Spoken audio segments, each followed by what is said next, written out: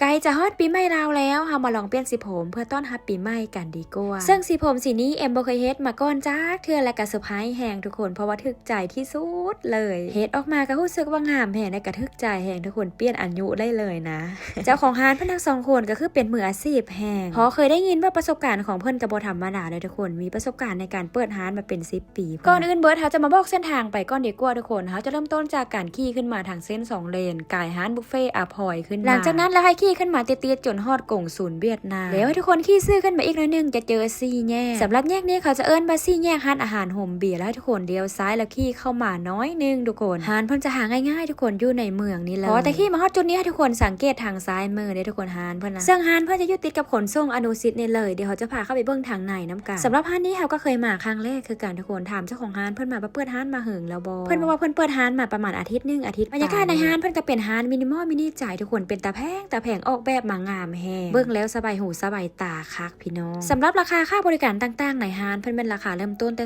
200ขึ้นไปหาประมาณ 1,200 เนี่ยทุกคนราคาก็เป็นตาฮักตาแพงคือร้านและเจ้าของร้านเลยพอแถวเข้ามาฮอดแล้วเฮาเลือกราคาเลือกทรงเลือกสีแล้วเฮาก็มาเริ่มลงมือให้เพิ่นเฮ็ดไปเลยจ้าคนถ้ามาเบิ่งนำการอันนี้สีผมเฮา before เนาะถ้าเบิ่ง after ว่าสิเป็นแนวใดช่วงนี้เอ็มรู้สึกว่าเปลี่ยนสีผมลุเลยทุกคนและสีนี้ก็รู้สึกเบื่อแล้วค่ะนะก็เลยคิดอยากมาเปลี่ยนใหม่แต่สีผมเฮานะทุกคนยาวไว้ได้ผมเอ็มนะพูดเรื่องได้เห็นกกแล้วเบิ่งแต่สีผมตัวเองนะทุกคนสีเหลืองปันยาคูเอาโลด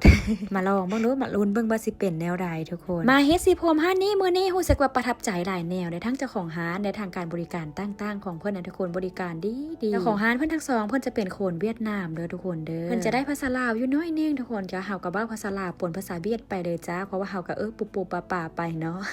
เข้าใจแน่บ่เข้าใจแน่ก็ว่ากันไปเจ้าได้ภาษาลาวน้อยนึงขอได้ภาษาเวียดน้อยนึงเอามารวมกันไปจักสิเป็นอันใดเนาะพี่น้องสุดท้ายก็ออกมาสวยงามจ้าเจ้าของร้านนี้นะค่อยมานะค่อยยักแหน่งแต่เจ้าของร้านเพิ่นได้รอปลาล่ำปลาเหลือพี่น้องเอ๋ย มื้อนี้เฮาบอกเพิ่นแค่ว่าเฮาอยากเฮ็ดไฮไลท์นะทุกคนเฮาก็บ่ฮู้ว่าสิออกมาเป็นแนวใดแต่เพิ่นก็จัดให้เลยแรกเพิ่นก็สิมาจับผมให้มันเป็นชั้นน่าจะเฮ็ดให้เป็นไฮไลท์นะทุกคนเพราะว่าอันนี้เฮาบ่เคยเฮ็ดจักเทื่อเลยอันนี้เป็นเทื่อทำอีทของเฮาเพิ่นเฮ็ดผมนะมือเพิ่นเบาทุกคนรู้สึกว่าแบบทะนุถนอมเฮาอะดีหั่นในขณะที่เฮานั่งเฮ็ดผมอยู่แบบนี้แล้วมีผู้ชายมาอ้อมหอบแบบนี้รู้สึกว่าหัวใจมันเต้นผิดจังหวะหั่นนะทุกคน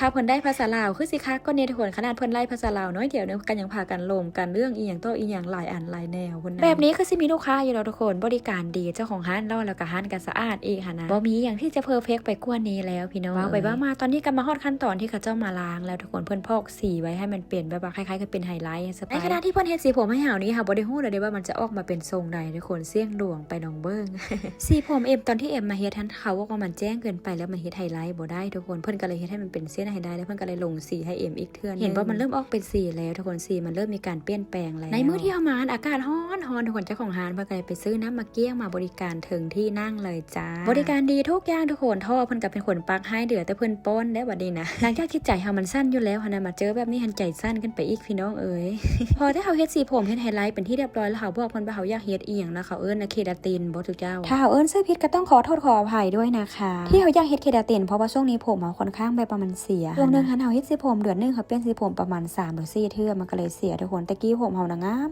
มในการเฮ็ดเคดาตินของร้านเพิ่นจะใช้แบบว่าเป็นตัวนี้พันนีบเอาเพิ่นว่ามันจะดีกว่าขั้นตอนนี้น่าจะเป็นขั้นตอนสุดท้ายแล้วทุกคนเพิ่นก็จะมาตัดทรงผมแปรงทรงผมให้เฮาเนี่ยเพื่อความสวยงามถ้าผู้ใดจะเฮ็ดแบบเฮานี้มันต้องเพื่อเวลาเลยทุกคนเด้อเพราะว่าเฮานัดเพิ่นตั้งแต่ 11:30 นตอนที่เฮาเฮ็ดแล้วหันประมาณ 3:30 นนี่แหละในสีผมที่เฮาได้มาทุกคนเริ่มออกสีแล้วทุกคนงามบ่ขนาดเห็นแบบนี้ก็ยังรู้สึกว่าดีใจแล้วค่ะนะเฮาสีผมมื้อนี้ป่านรุ่นถ้าถึกเลขพุ่นน่ะทุกคนบ่ฮู้ว่าสิออกมาเป็นสีใดพอได้เห็นตอนเพิ่นป้าวันเฮาก็แอบดีใจนิดๆทุกคนเพราะว่าสีที่เฮามักและถึกใจบ่สิสไปเข้ากับหน้าเฮาเลย FC ทุกคนคอมเมนต์อยู่ว่าเป็นแนวใดเข้ากับเอ็มอยู่บ่สีนี้นะงามอยู่บ่นี่คือสีผมที่เฮาได้ทุกคนป้าถึกใจแฮงเลยสีนี้นะไฮไลท์พุ่นนะทุกคนเบิ่งป้าที่ตัวบ่ฮู้ว่าเอิ้นสาวสายหยังเนาะอันนี้เนาะเฮาบ่เคยเฮ็ดทรงผมแบบนี้จ้าเทื่อทุกคนเฮ็ดออกมามันก็เข้ากับหน้าตาอยู่เด้ใครที่เบิ่งคลิปนี้จบแล้วยังบ่ทันฮู้ว่าจะไปเฮ็ดสีผมอยู่ร้านใดหรือบ่อนใดก็สามารถตามพวกเฮามาได้เด้อถ้าผู้ใดมาตามคลิปเฮานี้เพิ่นจะได้ส่วนลดไป 20% แต่ว่าต้องได้จองล่วงหน้าก่อน1 มื้อเด้อถ้าว่าจะมาหน้าร้านได้เพิ่นจะได้ส่วนลดแต่ 10% เท่านั้นทุกคนแต่ว่าบ่แน่ใจว่ามาฮอดทันจะว่างบ่ทางที่ดีถ้าผู้ใดจะมาเฮ็ดผมร้านนี้มันให้นัดคิวเพิ่นมาก่อนเด้อเพิ่นจะได้คิวตามโมงตามเวลาแล้วพามื้อนี้เฮาก็นัดคิวไว้ก่อนคือกันทุกคนมากับเอ้ยเขาก็นั่งท่านอนท่าตั้งหลายชั่วโมงเพิ่นน่ะเป็นตาอีโตนเอ้ยค่อยสำหรับโมงและเวลาเปิดร้านเพิ่นจะเปิดทุกๆมื้อเด้อจันทร์5วันอาทิตย์เลยเริ่มตั้งแต่ 8 โมงเช้าไปจนลูกค้าเบิดเพิ่นน่ะทุกคน 11 โมงกลางคืนมันบ่จักนี่พี่ว่าเปิดไปเรื่อยๆลูกค้าเมื่อยามใดก็ปิดยามนั้นหั่นนะ